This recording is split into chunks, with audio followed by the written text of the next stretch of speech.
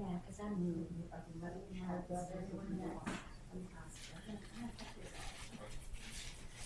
So she's supposed to be walking there.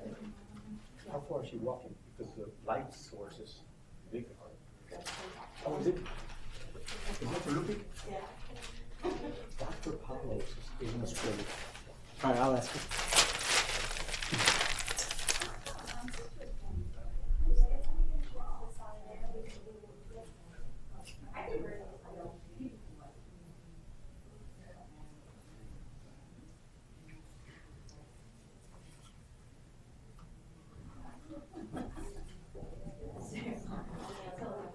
Okay, Frank, this one said 33.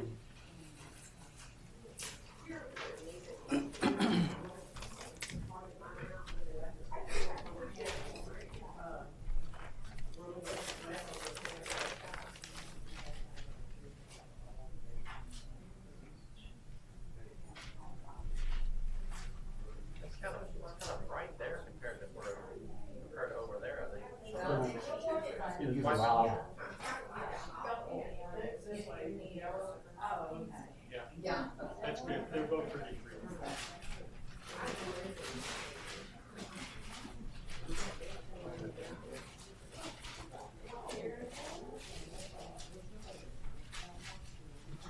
That's the best kind of support group. That's,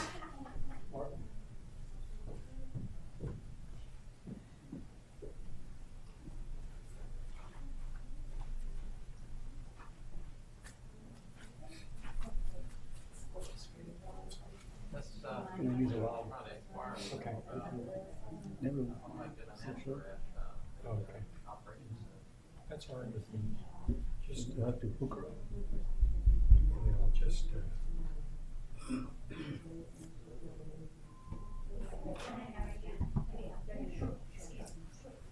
It's good to see you. How are you? So you're gonna stand like right here? Probably, and maybe over there, and maybe. Howdy, Hi, I'm how Mark. are you? How You're you gonna- okay? look I'm a at- mover. I'm a shaker, so the movers and shakers, okay. Yeah, so there's, I guess that's. The only thing, do you have a PowerPoint with your presentation? Yes. The only thing I'm gonna ask you is, if you need to point anything, use the mouse. Because, I hid the pointer, so you're not allowed to use it. Okay, so got it right here. Yeah. Okay. Alrighty. You wanna put the lavalier Sure. on now? And this way moves me forward, this way moves me back. I'm pretty right? sure, but let's try it. Well, there we go. Okay, that must be Oh, forward. that's forward. Okay. Okay. Okay. Is your PowerPoint loaded? Yes, according to Diana, it's loaded. Now she just left the room, so I'm not sure where she's at. Let me turn this on. Oh, this is so much better. I feel like first they can't see me. No, we're the same way. We don't, whenever they put these monitors in the old days, they had the podiums you could raise and lower them, and that was so much nicer. Thank you. I remember those But days. the thing is, if in the studio where we work, we actually have a little step, and it's like I tell people, it's not because of your size or anything. It's just the podium. We can't move it, but we can move you. So, but anyway, Oh, that's good to have around the little let me up make and sure down this thing. is.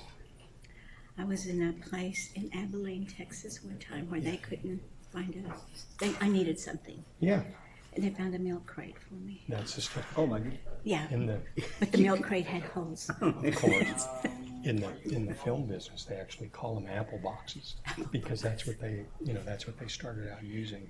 And so it's like, hey, I need an apple box, and they have different sizes. I need those. But do you have something you could Yeah, click I on? can, here. Yeah, so I kept disappearing from the audience occasionally when my heels would get caught up in. Oh my goodness. It was very interesting. So how you been looking? I think How's okay. the family? They're all acting silly. They got flooded. Joseph Ram's house got flooded. Really? Joseph's house, my home. Ah, So, how bad was it there? It's on your top.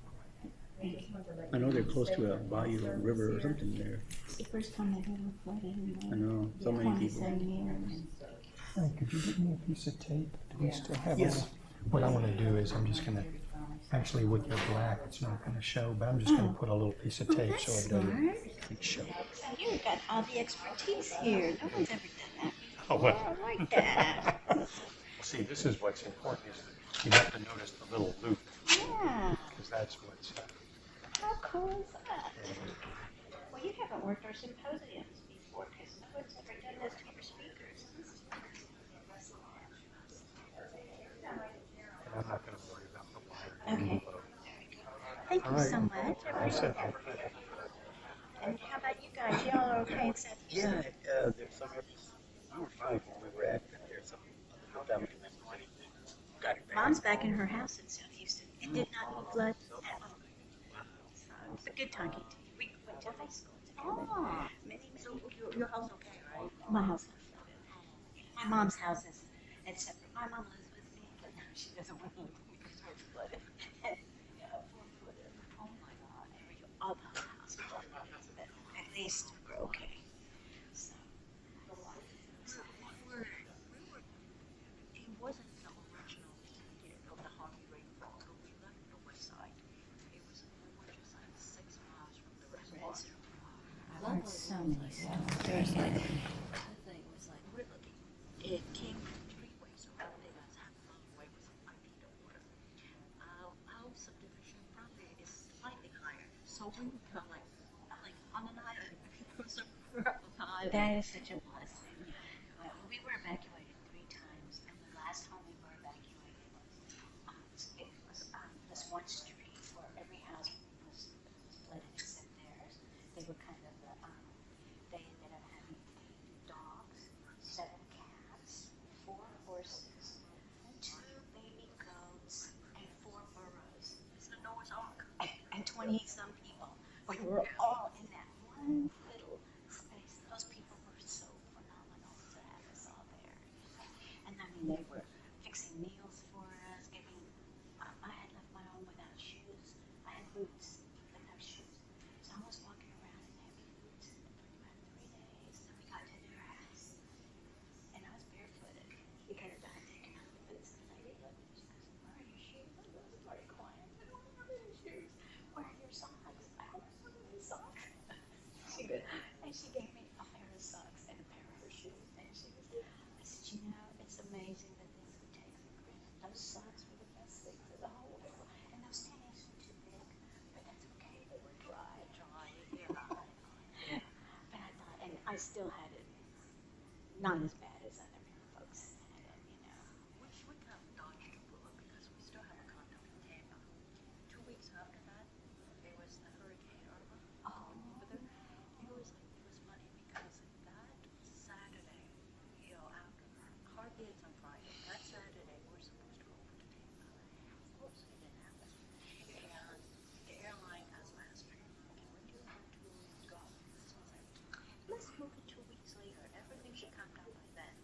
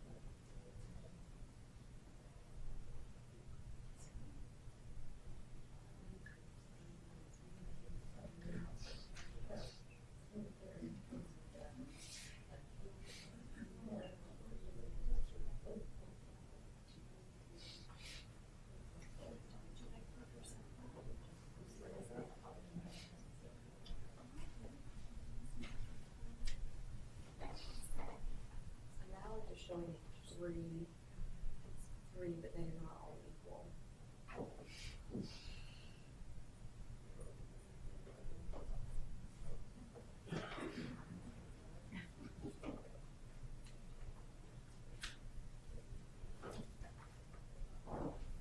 And there's one that's like, and then we usually label them so we can see the name.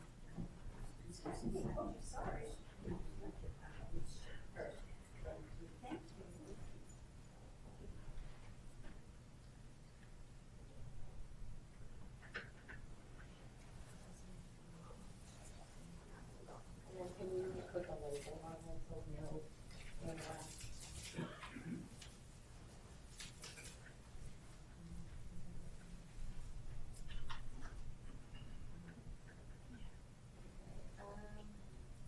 What's the other number looking through?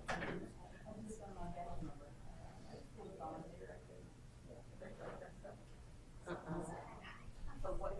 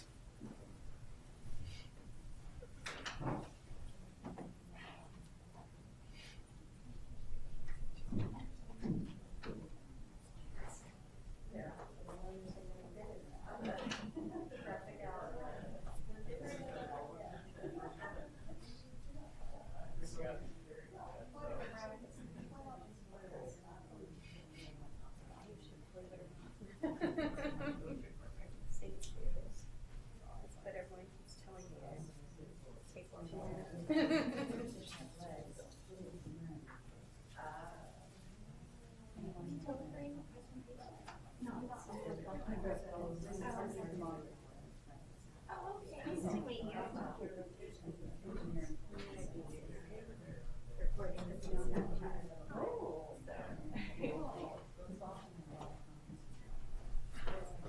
Usually at least to give a heads up.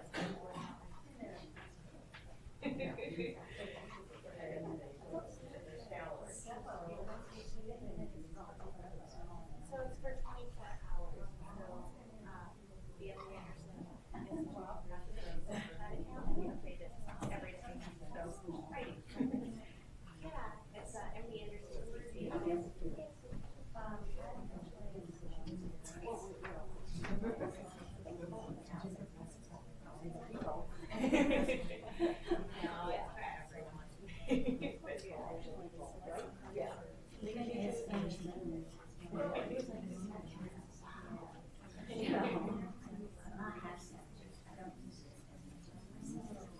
Yeah. Well, we're on both, so. Nice to meet you. Communication job, so I'm actually doing a second backstory on.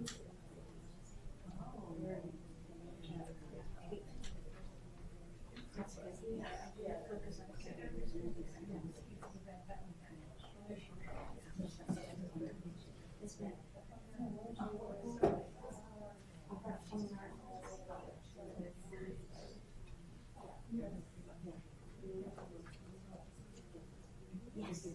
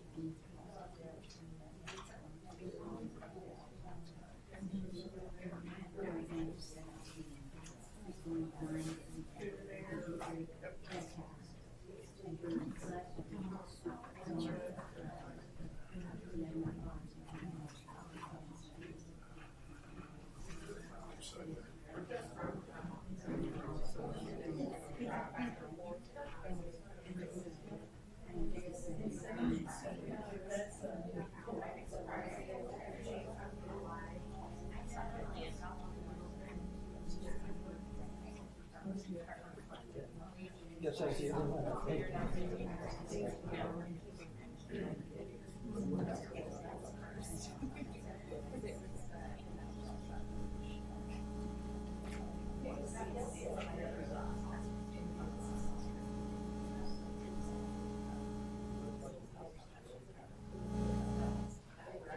Yeah, right?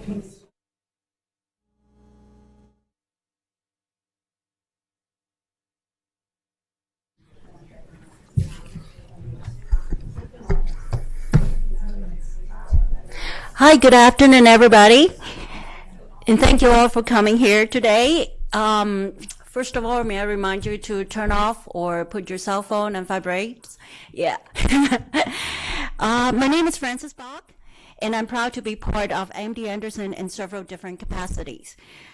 I serve as a volunteer for My Cancer Connection, a one-on-one support program, and I'm also an MD Anderson caregiver. My husband, Jeffrey, the guy sitting there, he is a patient and a survivor, and that's how we came to be part of MD Anderson family. And so,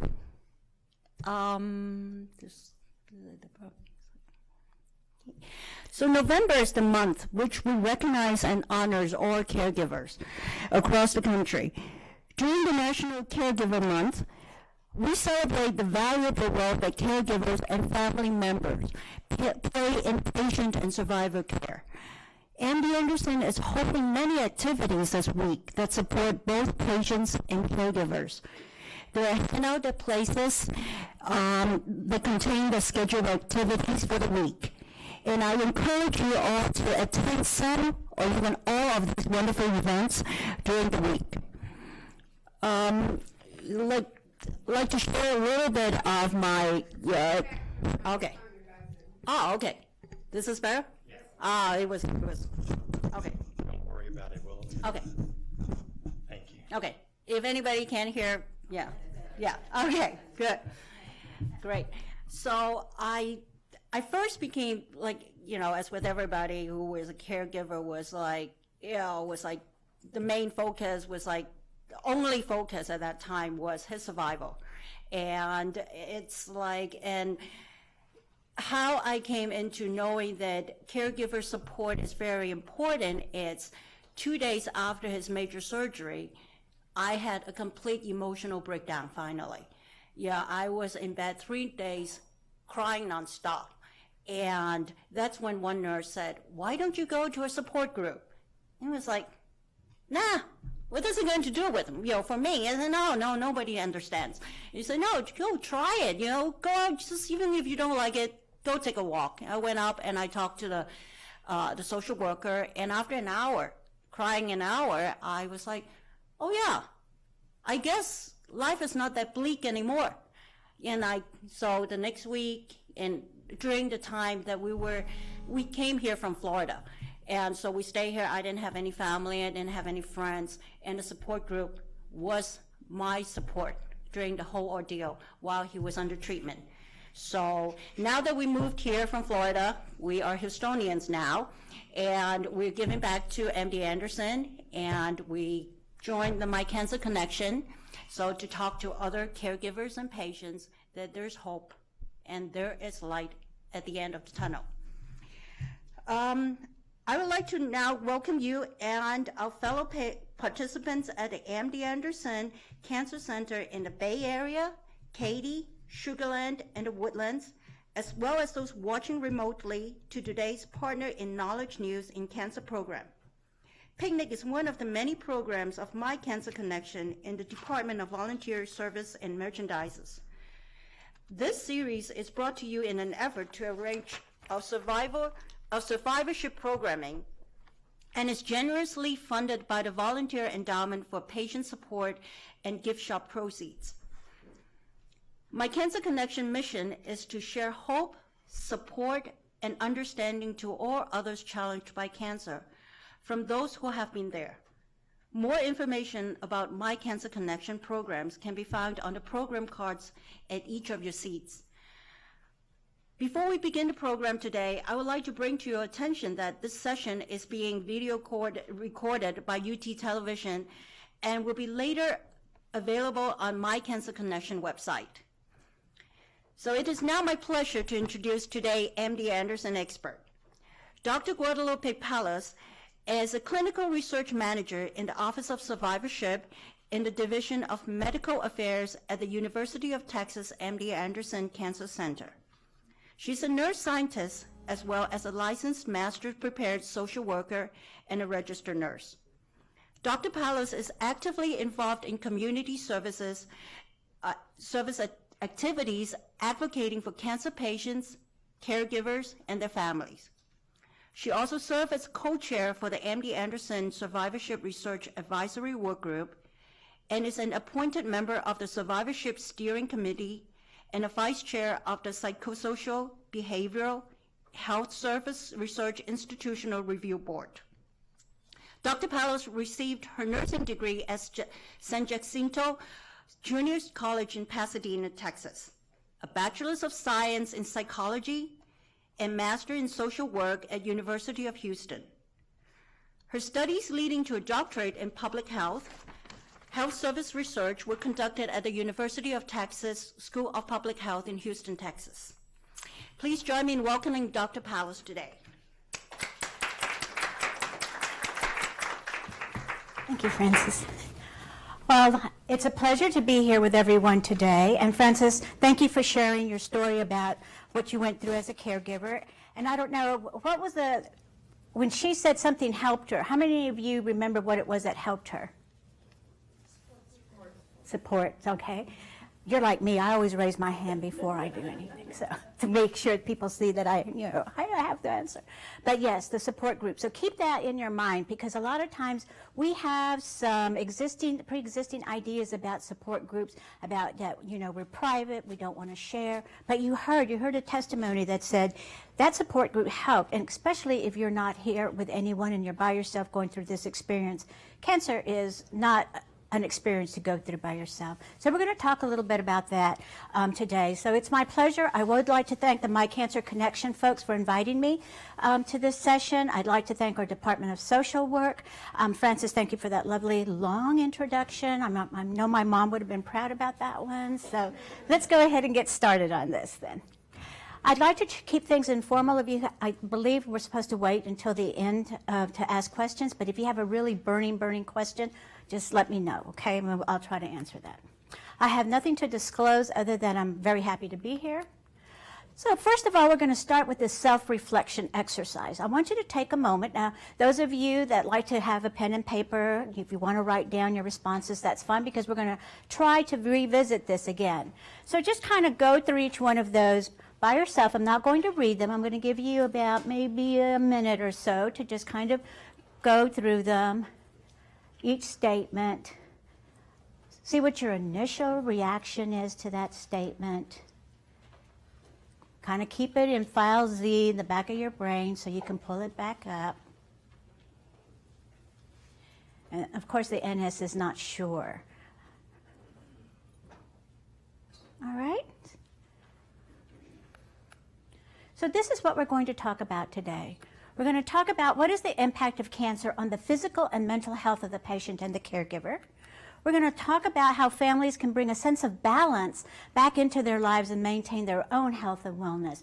We know that cancer is an experience that gives us a sense of not having any control, right? Any of you that have gone through or that are going through this experience know that it changes like this, at the flip of a coin. And sometimes we have no say-so in when those appointments are going to be, when those crises are going to happen, whether or not we're going to feel well or not. So it really gives us a sense of a loss of control. And then we're going to also address when is the time to seek support or help, and from whom? Who do you get that from? So I'm just curious, how many of you in this room right now, and I can't see all of our sites, I welcome all of our other sites that are also participating, thank you. How many of you are caregivers? That is, you're actively taking care of someone who is going through this experience. How many of you are patients? How many of you are patients and caregivers? Yeah. So you get the double whammy with that, don't you? You're very fortunate, I think. All right. So it becomes, so in your roles then, some of the information that we discussed today is going to affect you or make more sense to you as a caregiver, as a patient, or if you're in both roles, it's really going to hit home for you, okay? So I hope this information will be useful to you. So cancer is a family matter. So this is, when we think family, this is what we usually think of. You know, if any of you grew up like with me with the Beavers and the Donna Reed show, and I'm really placing myself, but that it wasn't like we see now the Goldbergs and some of those other modern family folks. But we don't have this traditional model any longer. We don't have mom and dad and maybe 2 kids or 4 kids or 6 kids, but they all come from the same family. We are now diverse in numerous ways, non-traditional, nuclear, and extended families.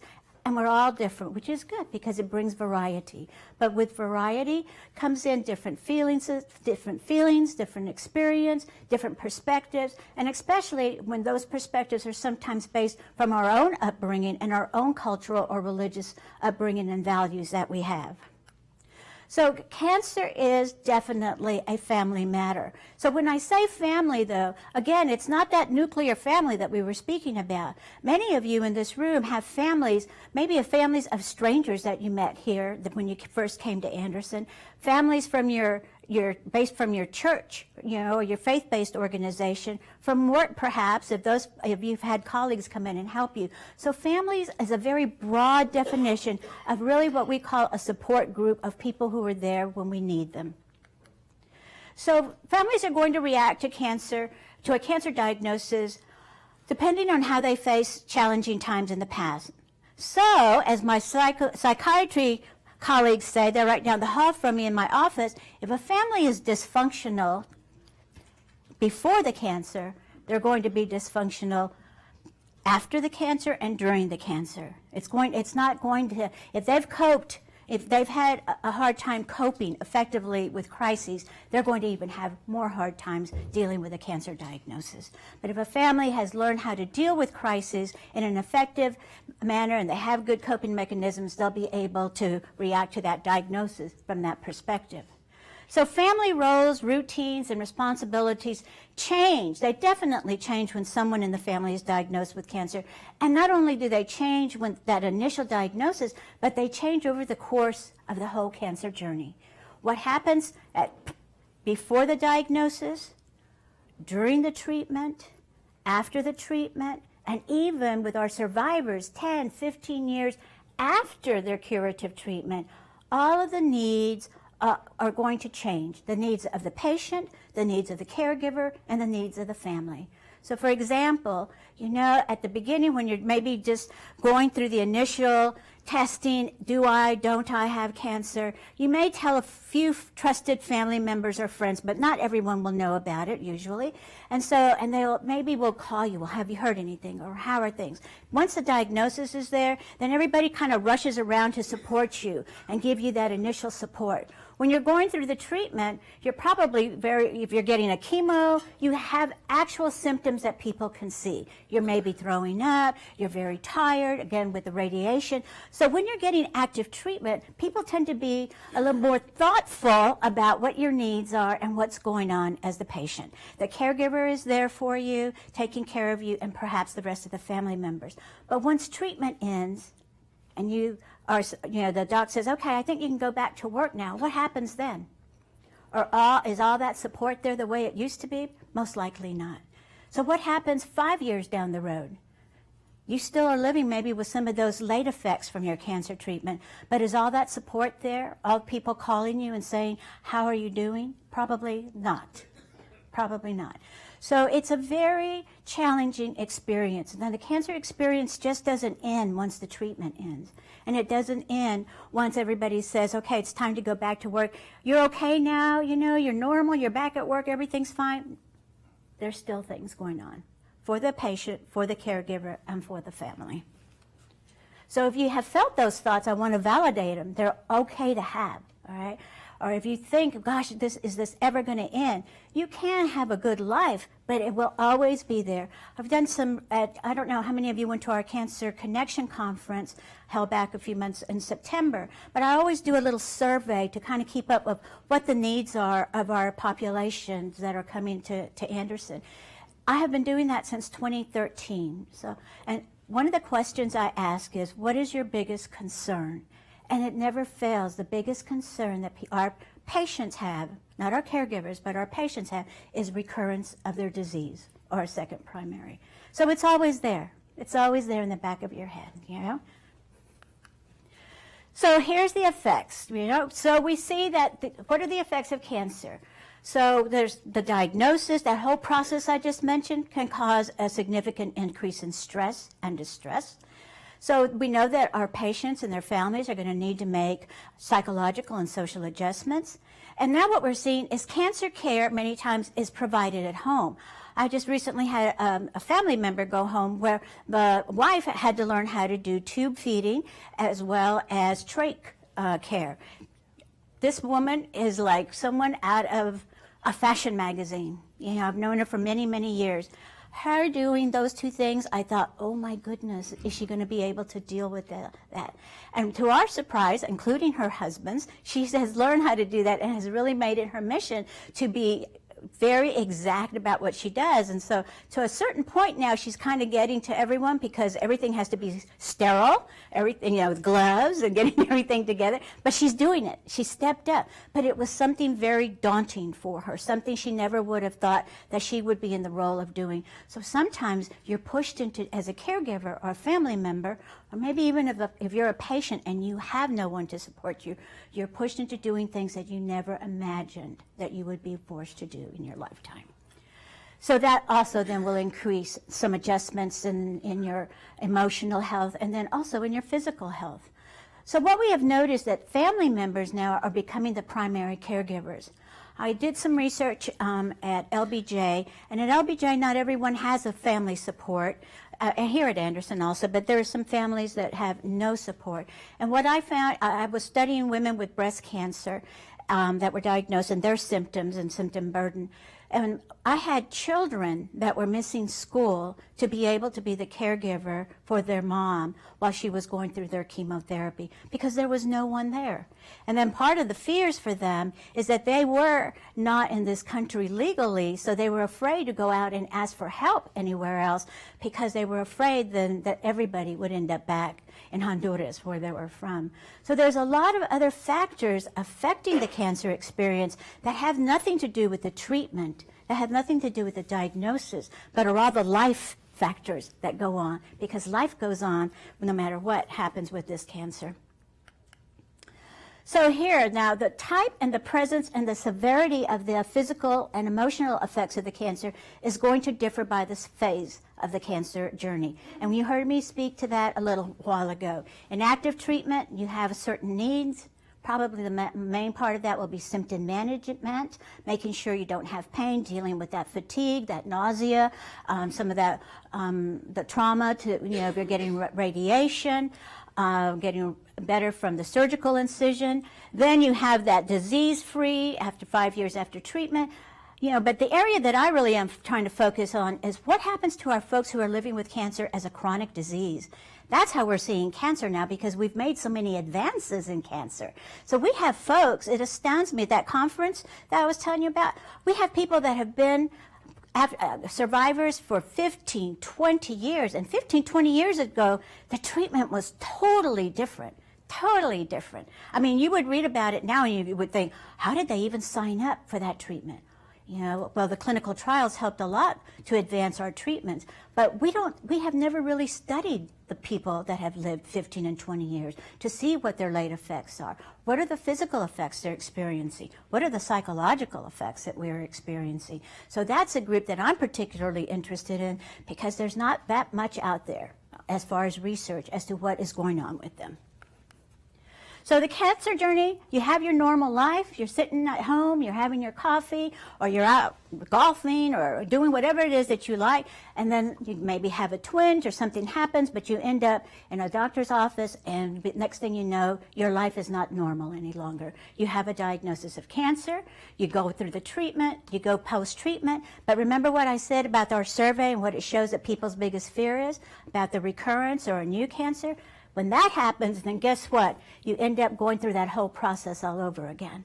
So that process is like a never-ending process, you know, if that's what you end up going. I mean, we have, like I said, our survivors are living cancer-free 15, 20 years, but, you know, that doesn't mean that they're not having some of those late effects, but they are living a good life. They have a good quality of life.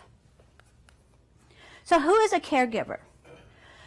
So an informal caregiver, this is a definition that's put out by the National Cancer Institute and by the National Coalition of Cancer Survivors. It's an unpaid person who provides physical, practical, or emotional, or a combination of all of this to survivors and patients in the home. What we're seeing is that there's definitely an increase in our informal survivors because of our healthcare system, for one thing, and then also, you know, we just don't have the systems that we had before built in. You know, we have to have usually paid caregivers who can afford. The insurance don't usually cover someone coming in to help you, so we are really relying on our informal caregivers to provide care. So they help people with their day-to-day activities, such as bathing, getting dressed. They can be family, friends, or like I said, even strangers. And caregivers can be a team. Sometimes it's not just a wife or a son or a daughter or a neighbor. It can be a whole group of folks, and we're going to talk a little bit more about that in a second. Here's a profile of a cancer caregiver. The majority tend to be women. We know that, kind of, sort of. Most of them will provide care to a relative. 6 out of 10 cancer caregivers are providing care to someone age 65 or older. So it's not only cancer that they're dealing with, but all the things that go along with taking care of an elder patient and all of their comorbidities and everything else. And then men as caregivers are increasing in number. I received funding from the National Cancer Institute to look at symptom burden. I'm going to introduce you to that term, and I want you to keep that term in your head. Symptom burden in caregivers of patients with advanced cancer. I had 150 dyads, which meant I had a patient and a caregiver. I did interviews with them, and then I also, what we call qualitative research. So I wanted to hear their stories of being a caregiver during the treatment, the course of treatment that the patient was receiving. And then we also asked them to fill out some instruments to look at the severity and the type of symptom that they had. I had 22 men that were caregivers out of that 150. And it was really interesting to see. I have the interviews, and I keep, you know, it's really interesting. When you do qualitative research, you're looking for common stories or common themes. The theme was that many of these men, caregivers, felt like it was their responsibility to take care of their mom, their wife, their daughter, and one even to take care of his friend because they had gone through college together, you know, they had been through all kinds of things together, and now he didn't have anyone, so he was going to help him and be there for him the way he had been there for him when he was going through all his life experiences. And the other theme that was there, so they had that kind of sense of accountability, you know, that they felt like they needed to be accountable and helping to take care. The other that they felt is that they really had seen this as a generational theme. My mom took care of my dad, my grandmother took care of my aunt, my great-grandmother. So it was like generations, that they had seen generations before them doing that, taking care of someone who was going through a similar type of situation. The third thing that I found was really interesting is that men wanted to know what they needed to do. They didn't want to have time to think about it, to, well, do I want this or do I want that? It was like, just tell me what you need done and I can do it. Isn't that sound? I mean, that's usually what I know the men in my family like that. Tell me what needs to be done, I'll do it, and then I can move on to the next thing that needs to be done. So they were very task-oriented. So long, if they could do the bathing and taking someone to the doctors and all of that, but the psychosocial aspect there, they felt was not really what their role was. But they didn't realize that they were providing that role by just being present as a caregiver. So here's what's happening with men. So about almost 15 million caregivers in the U.S. are men now. And men care for the wife, the husband, their partner, their child, their friend, a neighbor, a mother, a father, or a brother or a sister. So it's not always just the spouse that a male is taking care of. So that tells you, again, that how important that role is of being a caregiver. So here's some of the responsibilities. I just want you to read through that. I'm not going to spend a lot of time on that.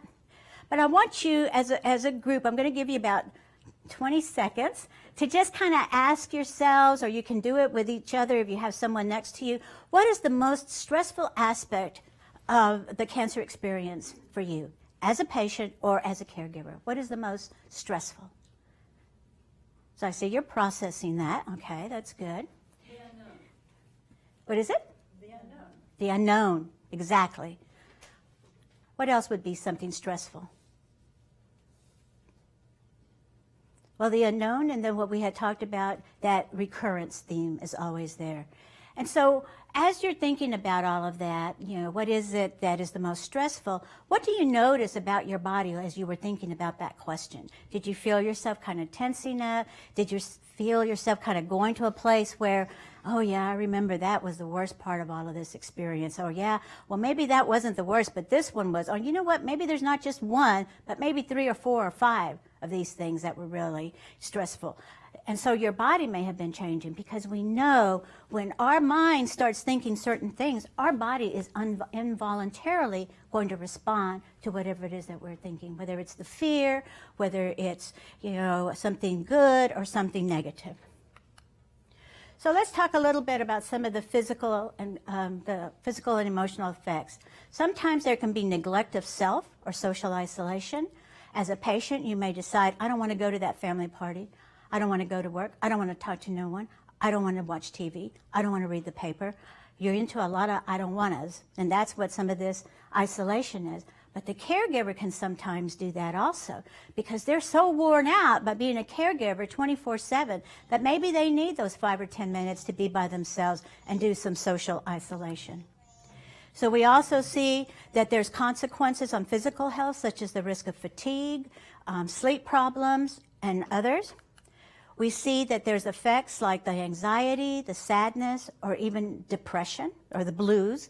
So that's what my patients at LBJ would say. They denied having depression, but they couldn't eat, they couldn't sleep, and they were tired all the time, which are all signs of depression. But so they would tell me they felt blue, or that they felt low. So that's the term I started using instead of the term depression. So then what happens is we develop people, whether they're a caregiver or even a patient, they develop a syndrome or a phenomena called symptom burden. And symptom burden is the sum or the cumulative effect of the different types, the frequency, and the severity of the symptoms that are being placed on an individual. And then what happens is that the sum of all of those, whether they be psychological or physical, then produce multiple negative physical and emotional effects.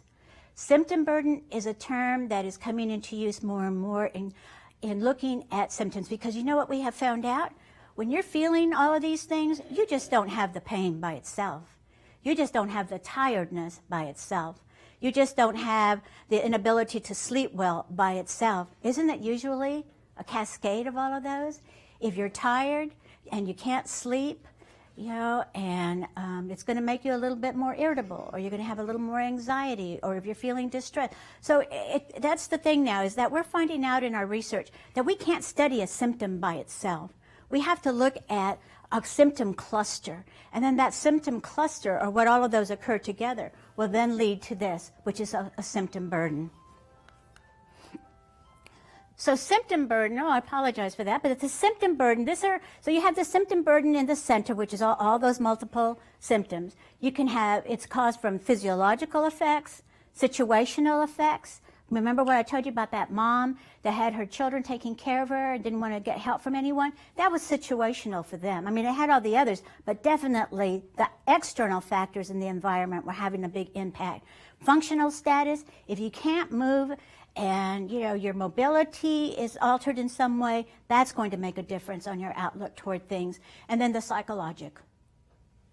So this is what we then see of the sum. I'm going to reach over to grab my notes because I wanted to share something that I had from a new study I just found, and I thought it was very interesting because it almost matched the title of what we're talking about today. So this is a study that was just published in 2017. It was conducted by Johansson and colleagues, and it looked at the effects of cancer patients and family caregivers' physical and emotional symptoms on caregiver burden, and as well as patient burden. And what they found is that female caregivers and patients both reported a higher degree of sleep disturbance and fatigue than males. So women as a whole are already, whether they're a patient or whether they're a caregiver, had higher incidences of sleep disturbance and fatigue. Women reported more symptoms and problems than men. Didn't matter if they were a patient or a caregiver, and that was any type of symptom. And then there were greater depression and fatigue in caregivers. They found that the more someone had the blues or the tiredness, they had a higher degree of caregiver burden and or patient burden. Again, that was associated with increases in both. And then what was interesting is that they found that patients reported getting greater social support than caregivers. So it almost seemed, what the authors concluded is that it almost seemed as people took the caregivers for granted, that they didn't need any social support, that they didn't need anyone, helping them or listening to their needs and what was going on with them. But in my study, what I found in my NCI study was that we found that people, the caregivers who lived with the patients, had higher, severe risk to more sadness. We didn't even call it depression. It was sadness, and then also fatigue and sleep disturbance. And I'm going to show you a graph in just a moment that might. Okay, here we go. So this is the dyads that we were talking about. If you look at the blue, that's the caregiver. If you look at the green, that's the patient. Now, I don't want us to be all statistical about all of this, but what I want you to do is, where in the blue bars, where do you see the highest blue bars? Which are the symptoms? Sadness. Which else? Okay, so let's turn, this was before treatment, okay, before the patient started treatment. So we're seeing now that our caregivers are reporting greater sadness and distress than our patients. Now look at the patients, which are the green bars, and what do you see as having the highest numbers there? Pain and fatigue. And fatigue for patients that have gone through all this treatment is very different from the fatigue that we may feel after we've worked outdoors all day or did a marathon or whatever it is that we go home and we think, oh my gosh, I'm bone tired. We can rest and then we'll feel better. But with our patients, they can rest, and that doesn't necessarily mean they're going to feel better. So we have to watch that. So here then what you're seeing is that before treatment, our caregivers were reporting greater degree of psychological symptoms compared to our caregivers who reported physical symptoms. So now this is during treatment. What do you see now? Where are our caregivers now?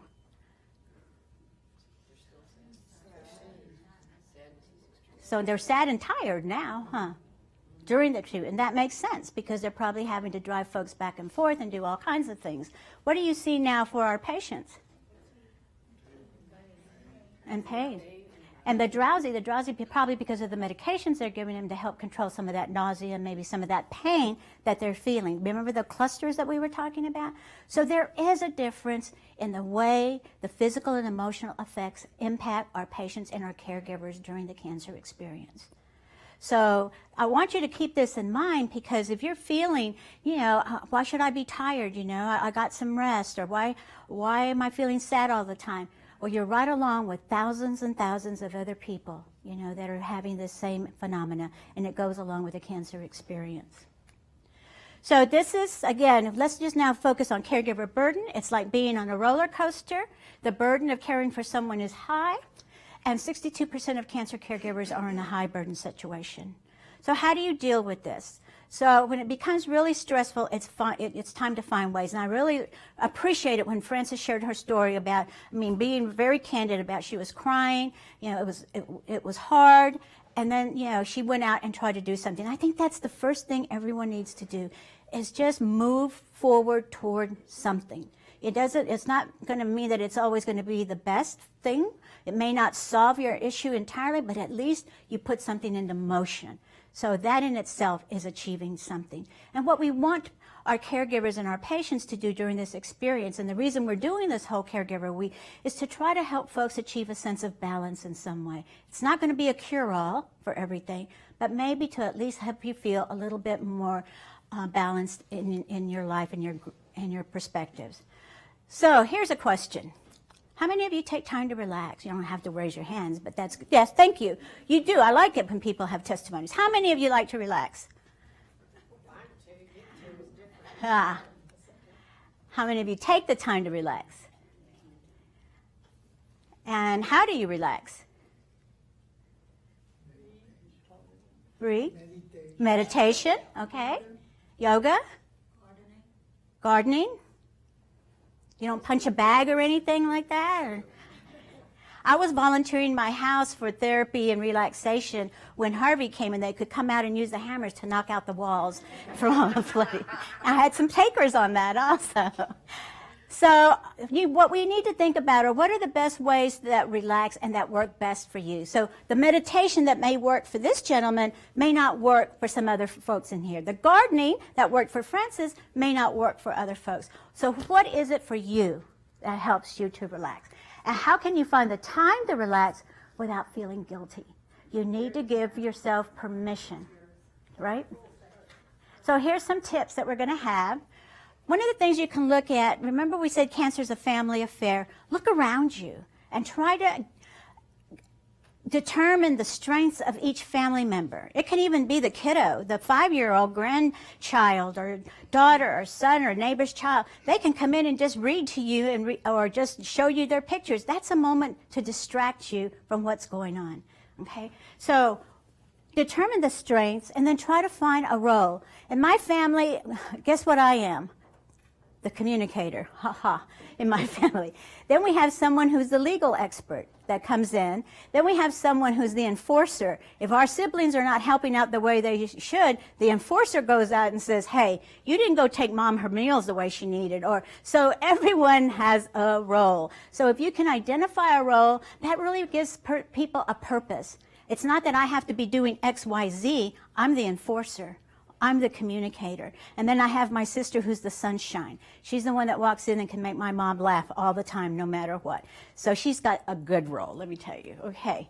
So then here, you can identify neighbors and friends that can help. So some of you maybe have been put in a situation where you're a long-distance caregiver. The patient may be in one state and you may be in another. That's even more challenging to do, but it's doable, okay? So what you want to do is bring in your neighbors and say, okay, I know I can't be there, but can I call you if mom doesn't answer or dad doesn't answer the phone? Or if something's going on, do you mind being my ears and eyes to let me know how things are around the house or whatever? That gives you a sense of peace. So this is what I want you to think about. And I'll be happy to share these slides with anyone who would like them. I think I have my email address at the beginning. But I would just sit down and just try to fill in each little hexagon or whatever it is, each of the blocks, and just ask yourself, who is, the family, who close friends, who is extended family, who for my church or faith-based family, who about my neighbors? And if some of you can have that paid support, who can come in maybe 1 or 2 times a week or whatever to help with what? So who is in your world that can help build you a support system? So some more again, that support system. Be actively involved in your own self-care. A big term that's coming up in our cancer world is self-management. We really want our patients and their families to get involved in caring for themselves. It's hard to always go to the doctor at the drop of a hat, but if you can get involved in your own care and assume some of the responsibility, it makes you an active participant in your recovery and in your cancer experience. So I would really encourage you that if you haven't felt like you're strong enough, or maybe you just, think, I wouldn't know what to do, try to become an active member and do some of the self-management in your own care. You can try, you heard this, the mindfulness, the yoga, the massages. I know we had some of those, I believe, yesterday. walking, journaling. And let me tell you, journaling does not have to be an Ernest Hemingway novel, okay? Journaling can be felt bad, feel better, really bad, doing good. And then as you go back, you can go back and say, you know, oh yeah, I remember that day. Look how down I was, but look how happy I am now, or look where I'm at now. I really built my resilience. But you can kind of gauge your growth or the changes of the patterns just by doing little notes like that in journaling. Find your favorite type of movement. The research also is showing that active exercise in both our caregivers and our patients really is beneficial. What we have known is that if a person loses their function, particularly their ability to walk and move and all of that, it really causes a decline in all their overall health status. So even if you just move a little, for those, what I used to suggest to patients that had really severe fatigue, I didn't want them to go out and walk the block. If they could just walk from the chair to one chair to the next chair, one chair to the next. That was a way that they were dealing with that fatigue, because we have found that people who do some type of movement with fatigue, severe fatigue, if they do some type of movement, it will help them. So it doesn't have to be a marathon session when you do an exercise. It can just be small movements like that, and you'd be surprised at the benefits that people get. So these are some comments that came from some of the interviews that I conducted, and these were from some of our men. I became more accepting of things I could not change. It created positive changes in my views. I learned I was stronger. That was kind of like what my friend found out. She thought all she knew how to do was go find a pretty outfit and put on makeup, and now she's doing feeding tubes and tracheostomy care. It changed my personal relationships. I found new friends. I think that Francis gave us that testimony. It led to a deeper sense. This was from one of our gentlemen. It was a 64-year-old man who was taking care of his best friend, and this is what he reported he built from it. And it helped me to see these negative experiences in a meaningful way.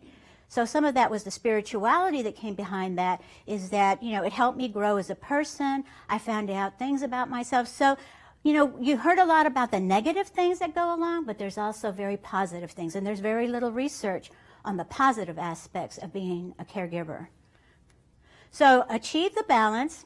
And I was asked to do a couple of things, but before that, one of the things that hit home during Harvey is that I found so many of my patients and so many friends that were unprepared from a medical perspective. So I'd like to advise you, or highly recommend, that those of you that are dealing with this situation maintain a travel or emergency kit in your home or in your car, wherever. But have the important contact numbers there, have the names of the medical team members, the list of the medication, the pharmacy numbers, any kind of medical supplies, and have that stored away somewhere, so all you need to do is just grab it. The other thing is that people are now telling me, oh, I can't do the thing, we can't have this at my house this year, and I was the one that always baked the turkey, or I was the one that, the kids would come over and we'd always put up all the Christmas decorations. If you're going through the cancer experience right now, it's hard to cope with some of these traditions that you've had during, for the holidays. So it's time now maybe to think about making some new traditions. So you can pass on making that fabulous turkey or apple pie to someone else, give them the recipe or show them how to make it. You can get some of the grandchildren or son-in-laws, remember, to come in and hang up all of the new the ornaments that are there. But it's a bonding experience for the whole family, and it still allows you to participate. We've had people also do special videos of other previous holidays, whether they were birthdays, anniversaries, the Christmas holidays, and others. So I think it's a time to kind of readjust ourselves and look at ourselves and say, okay, what is it that I don't need to be doing any longer? And again, set up a schedule and then allow yourself to have some downtime as a caregiver. So here are some resources within our institution. I hope many of you have used these or know about this. My Cancer Connection, our social workers are wonderful. Our support groups are phenomenal. You can even ask your own primary oncologist or the nurses. We are all here to help. Faith-based services, our chaplaincy services, our ethics team, if there are things going on that you feel are associated with ethical dilemmas, and then our patient advocates that we have here. Remember, there's social media. Be very picky and particular about what you find when you go surfing and Google and on the when you go surfing the web. You have to be careful because you're going to read all kinds of things on that. So we want to go ahead and say, yes, there are some good sites. So let me just run quickly through some sites for you. This is the National Alliance for Caregivers. They have lots of different support services there and information for our caregivers. This one is Cancer Care. This one is excellent. They have master's prepared social workers that you can call. You give some anonymity, and they will help you. Instead of going to a support group, if you don't feel comfortable, you can talk to someone that's in New York City, okay? And they don't know where you live or where you're coming from, but they can give you good advice. They also have wonderful literature and publications, and they do telephone conferences on different topics. So I would recommend hitting that site. Lots of helping hands. It's a site that will come in, and you can go online, and it'll help you kind of develop a support work group. And then there's lots of other resources for learning. And as I said, I'd be happy to share the slides with you. And I remember this.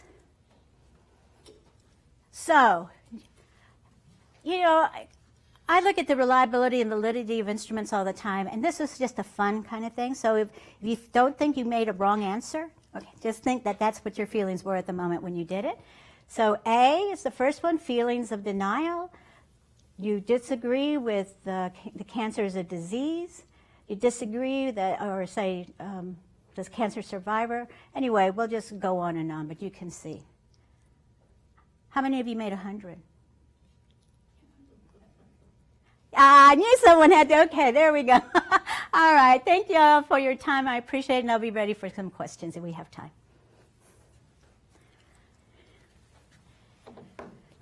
Stand by the podium. Thank you so much, Dr. Palos, for your expertise. We will now open up the floor for questions. And I would like to remind all the audiences that here in the conference room is very high tech. That little black thing, mouse look-like thing in front of you actually is a microphone. And please use that microphone so that everybody can hear, and fellows from other location also can hear you. For those in the other Houston locations, I will check in with each location to see if you have questions. And lastly, those who watch this remotely, or if you have questions after the session, after you leave today, you can email the question to mycancerconnection, all one word, at mdanderson.org. So.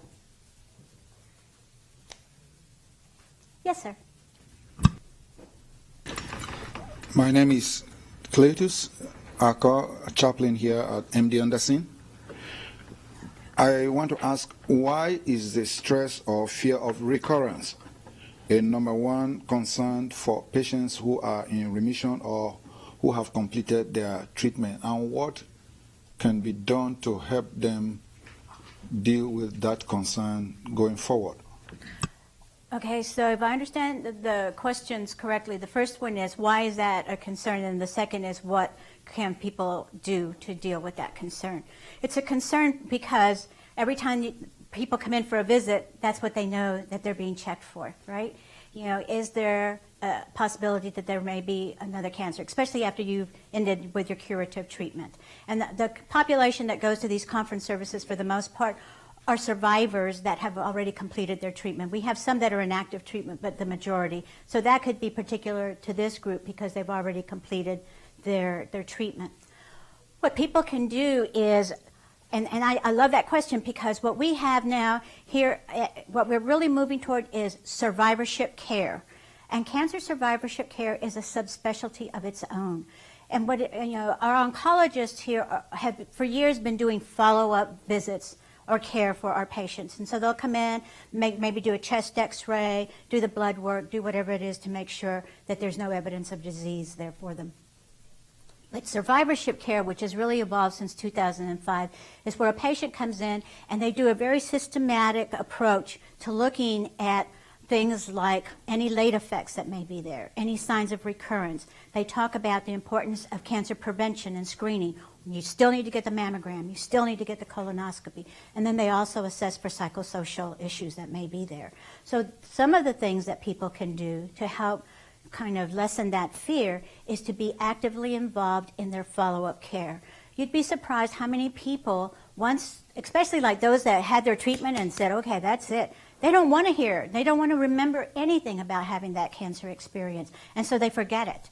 And they don't realize that what would really help them then is to continue being involved in doing follow-up care. So any type of follow-up care, whether you do it with your oncologist, whether you do it with your primary care physician, or whether you do it in a fancy survivorship clinic, you know, you need, our patients need to do that. A cancer survivor would need to do that. I hope that helps. Okay. Yes, sir.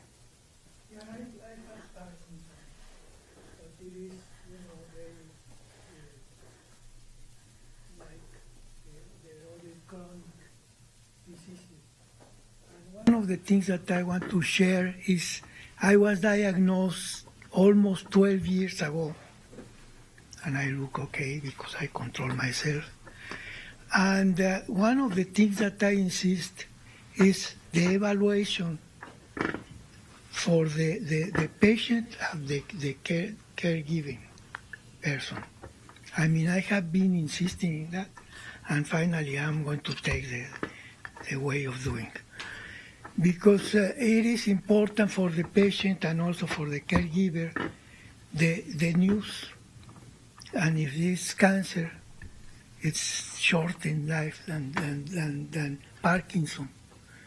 And since, I mean, there is technology that allows you to match almost personalities. Mm-hmm. I mean, the feedback, the neurofeedback and the biofeedback. Oh, the biofeedback, right.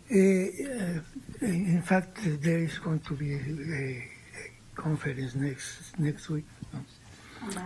And it is, you know, if it is possible to match the personalities, although it would be not exactly because, after all, if, you know, a woman is different than a man, not only the fact that have a double bound more chemically. So that's a good point. What you want to do, you know, there are differences by gender, by ethnicity, by age. So it is good to whatever you try, technique that you try to use to get that sense of balance, that you match it to yourself, to what you feel is going to be best for you, whether it be the biofeedback, the meditation, the exercise, or anything. But just get involved in doing something to help you achieve that. And I can't say this enough. I have 150 interviews from our caregiver. And I mean, a recurrent theme is the caregivers feel guilty about taking time for themselves. They don't feel that they deserve it. They don't feel that they should do it. They think there's just too many things going on. And what, you know, the bottom line to that is if the caregiver gets ill, who's going to take care of that patient? That's really the bottom line with that. And by the way, one of the great things that is going to happen now is that, you know, I came when Alicia, and that was 83, no?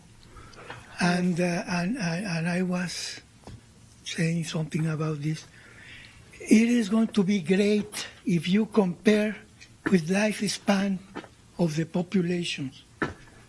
In addition to the data that you collect, and it is possible to do it with the computer, you should see what happens with the lifespan. I mean, we know that the Japanese are the ones that have the highest in Japan, the highest lifespan, but in the United States is... Yeah, our life expectancy is very different from those of our colleagues. Epidemiology use lifespan as a way of selecting your population. Thank you. Thank you.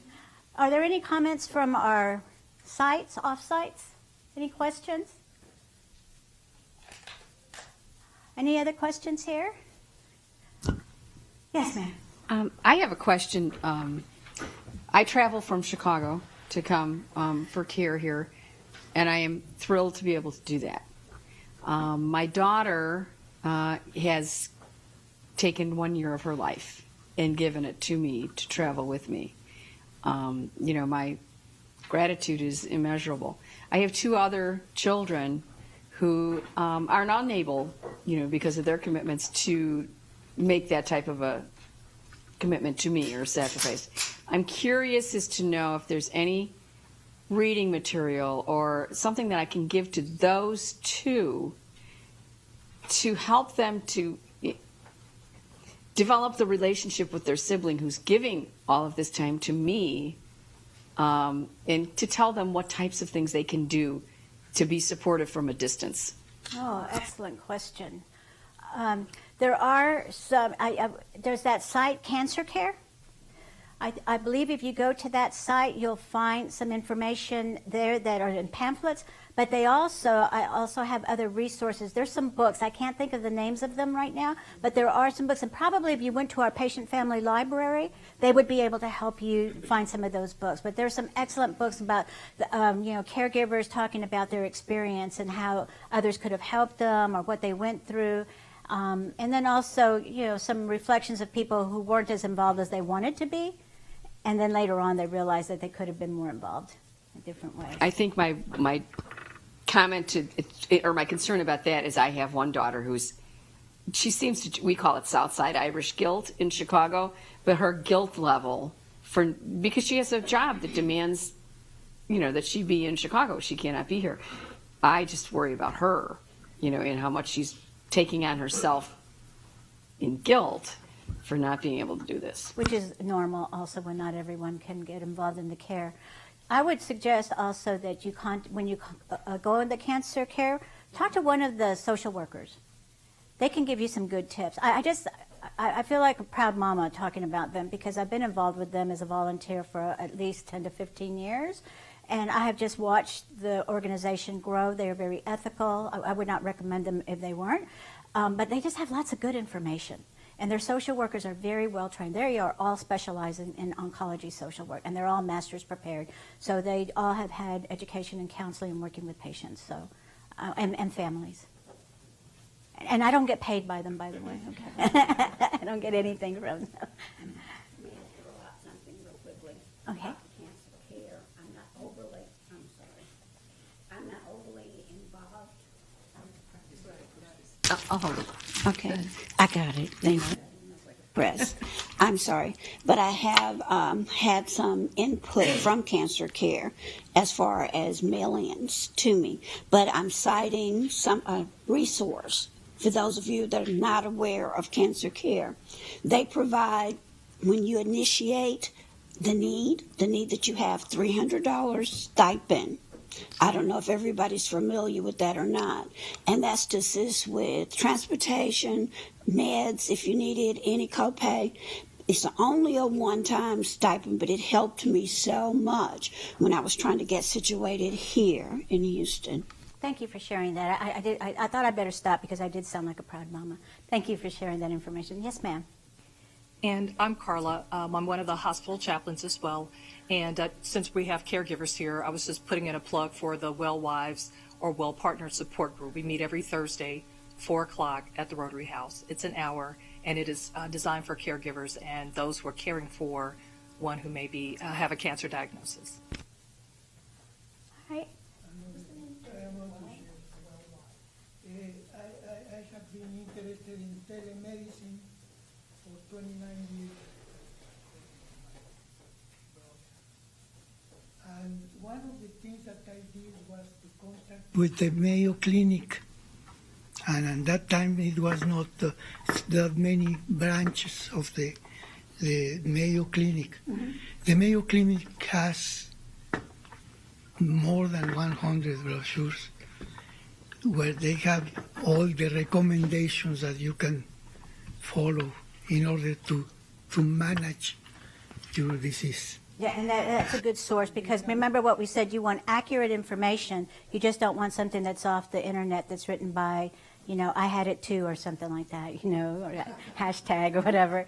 So I think we need to close now. Thank you for your comments. Thank you for your interest. Appreciate it. Have a wonderful day. Thank you. I think, she's going to finish. Go ahead. This isn't. Okay, thank you very much, Okay, I just- I everybody wanted for to pick coming, it up, but I and didn't. we hope you found this session informative and a better understanding of the MD Anderson effort in helping to address the survivorship and caregiver needs. Please fill out the evaluation form and the feedbacks and give us some feedbacks and suggestions on this one and the future picnic sessions. And you can turn them into to Diana on your way out. She won't let you out if you don't give her the evaluation.